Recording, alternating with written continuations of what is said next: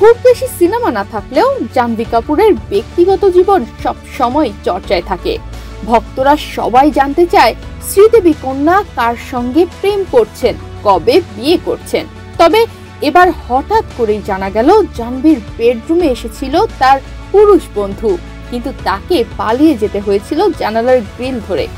এমন ঘটনা শুনে নেটিজেনদের চোখ ছানা বড়া হয়ে যাবার মতো অবস্থা, যদিও জাহ্নবী নিজেই নিজের এমন কাণ্ড ফাঁস করে দিয়েছেন।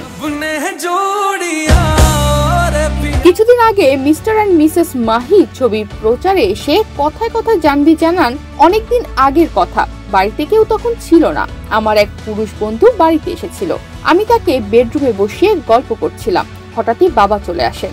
আমি ভয় পেয়ে বন্ধুকে বলি জানালা দিয়ে লাফ দিতে, তবুও ধরা পড়ে যায়। তারপর বাবা বাড়ির সব জানালায় গ্রিল দিয়ে দেয়।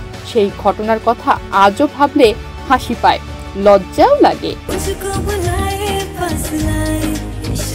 2018 সালে জাহ্নবীর প্রথম ছবি ধারক মুক্তি পায়। বক্স অফিসে এই ছবি না চললেও জাহ্নবীর অভিনয়ের প্রশংসা হয় অনেক। অনেকেই জাহ্নবীকে শ্রীদেবীর সঙ্গে তুলনাও করতে শুরু করেন। এরপর বেশ কয়েকটি ছবি করেছেন জাহ্নবী কাপুর, তবে বক্স অফিসে কোনোটাই ভালো ব্যবসা করতে পারেনি। এরই মধ্যে গুঞ্জন আসে শেখর পাহাড়িয়ার সঙ্গে নাকি প্রেম করছেন জাহ্নবী। তবে এটা যে গুঞ্জন নয় তা মাঝে মধ্যেই মুম্বাইয়ের এদিক ওদিক শেখরের সঙ্গে তার উপস্থিতি দেখলেই বোঝা যায়। এমনকি দুজনে মিলে হুটহাট ঘুরতেও বেরিয়ে পড়েন। তবে যত যাই হোক, প্রতি বছর একবার হলেও শেখরকে নিয়ে তিরুপতি দর্শনে যান এই অভিনেত্রী।